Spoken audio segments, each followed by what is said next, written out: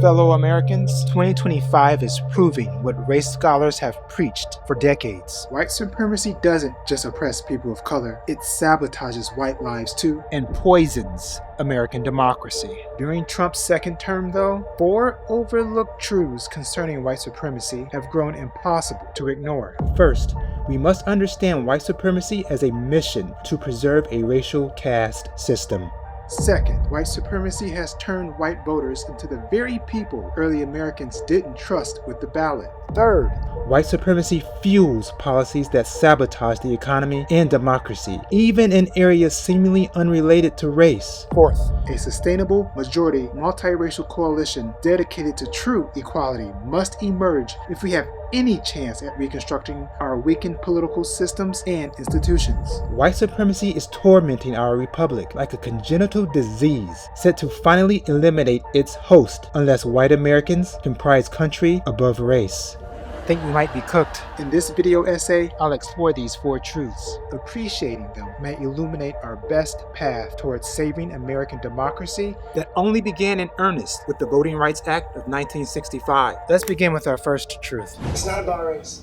When people knew, social scientists were already writing that what was driving the Tea Party were anxieties about demographic shifts. During the 2024 presidential election, Donald Trump and the broader conservative movement worked to further entrench whiteness as the leading organizing force in electoral politics. Trump ran as the man he is, a caste preservationist. In my book, Their Accomplices Wore Robes, I explain that a caste preservationist is a person who establishes as an objective the eternal primacy of the white population. Trump's campaign operated from the premise that he would strengthen the country's white on top racial caste system. He quickly translated into policy the right wing's ambition of advancing caste preservationism, the quintessentially American project of maintaining a racial hierarchy in a nation that professes to extend freedom and liberty to all. Soon after his inauguration, Trump signed executive orders that targeted diversity, equity, and inclusion programs, and revoked a 1965 executive order issued by President Lyndon Johnson that required non-discrimination from federal contractors. These presidential actions further restrict opportunities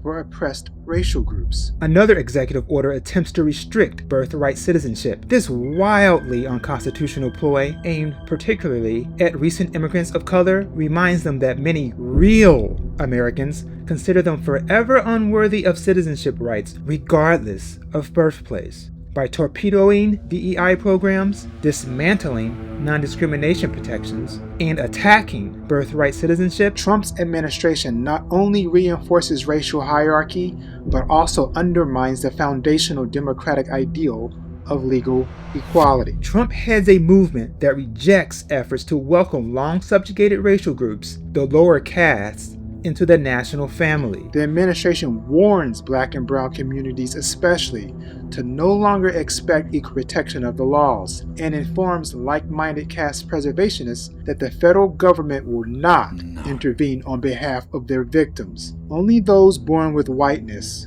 in Trump's America can ever be true members of we the people who deserve governmental representation. Many white Americans believe that protecting the racial caste system presents the best path toward improving their lives. But what they really achieve is creating pain from which they think they are exempted. They aren't improving their lives. They aren't really getting ahead. The only people whose lives they meaningfully improve are wealthy white folk. The perfect segue to truth 2. During colonial America, in the early years after the Revolutionary War, leaders feared that non-land-owning white men would act as the easily manipulated dupes of their masters. We now would call them bosses. This concern convinced colonies and then states to restrict voting rights to landowners. Possessing land, according to this logic, gave the financial independence necessary to vote freely, rather than vote as the wealthy's marionette doll. Many early leaders envisioned America as a new world that would best old England. The hereditary elite ruled England, catering to nobility and the landed gentry, while neglecting the needs of the masses. In America, the small farmer with land commanded respect. Early generations, though, doubted that the servant class, viewed as dependent, could ward off the pressure of their economic betters. Under the doomsday scenario, America would deteriorate into England, become a place where elites ruled, albeit through proxies who pulled the lever against their own interests. This is the America we have now. Many white people vote for what they consider as good for white people. They mistake the interests of the rich as white interests. Thus, the rich control our democracy. In an ideal world, individuals vote to secure their own financial, medical, and bodily safety. They vote for their own well-being and that of their fellow citizens. They behave, in other words, rationally. This steers the country in a direction most beneficial to popular majorities. Instead, millions of white folk vote against the others, against outgroup members, against black and brown people, turning potential allies into persecuted enemies. This allows capital to prosper from division amongst labor. The white working class, like many, visited the polls in 2024 griping about inflation, about the price of goods, services, and living expenses. Trump discussed those concerns, offering no real solutions. True, he offered tariffs, but tariffs increase prices, as we are suffering through. He forged tremendous headway blaming the others, though. He blamed, for example, rising housing costs on undocumented persons. Through such remarks, along with the political right's prolific manipulation of bigotry, like hurling DEI as a racial slur, caste preservationists prompted white voters to consider their vote along racial lines. Nonetheless, soon after regaining the White House keys, Trump swung the door open to oligarchs, most notably Elon Musk.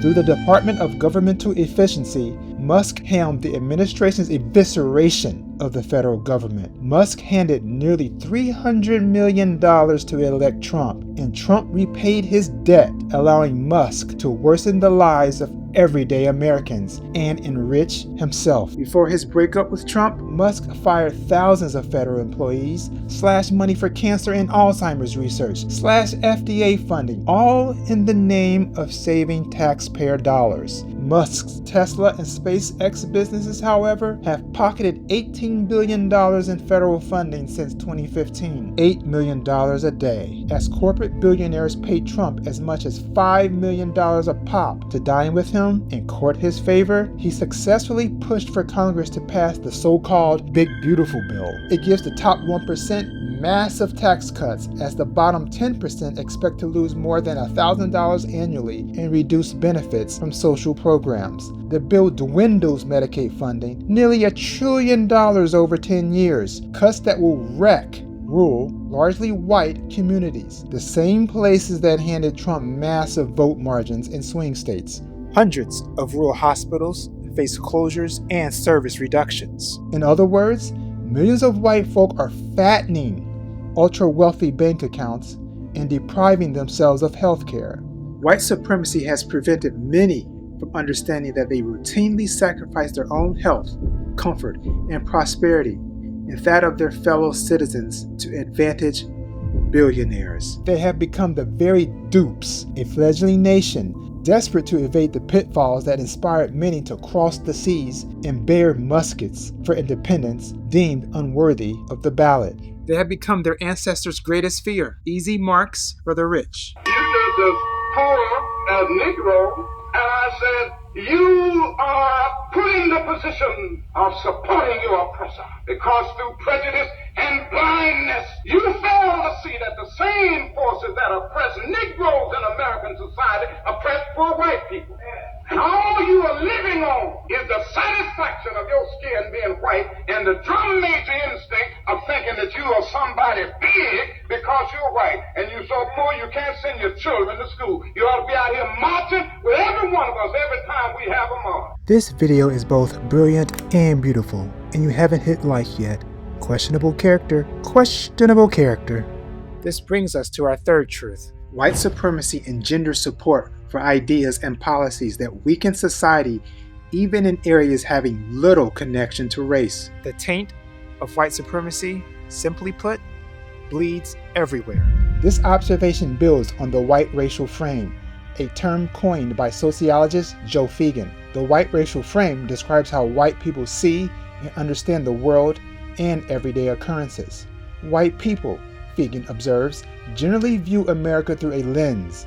American culture has indoctrinated them into assuming they represent the intellectual and cultural pinnacle, trained them into viewing their dominant status, their privilege, as proper, taught them to conclude that racial inequalities cannot be traced back to a national mission to advantage whiteness and disadvantage everyone else. Those who most perceive the world through the white racial frame interpret events to defend the status quo in a white-on-top racial hierarchy. Operating out of the white racial frame buys trust with much of white America. This trust grows not from expertise, not from logic, but racial and cultural solidarity. The politicians, political commentators, anyone really, who most strongly operate out of the white racial frame receive instant and often unshakable credibility. This gives legitimacy to viewpoints even on subjects unrelated to race. The sort of folk who, for example, criticize movements for racial justice in policing also, for instance, often call climate change a hoax or attack the safety of vaccines. The credibility the speaker earns through the embrace of white supremacy helps sway listeners into accepting the speaker's other positions. White supremacy, therefore, colors all policy conversations. Trump voters who expressed dissatisfaction with the economy and the price of goods supported a candidate promising to introduce tariffs, which would further raise prices. His alignment with white supremacy signaled general trustworthiness, signaled that he too played for their team. But now, his economic policies are producing predictable effects: higher prices, increased unemployment, more financial insecurity, inflicting real damage that injures the economy. Similarly, prominent caste preservationists like Donald Trump or Tucker Carlson have lauded tyrants like Russia's Vladimir Putin and Turkey's Viktor Orban. This, in turn, has swayed millions of their followers to align with fascists.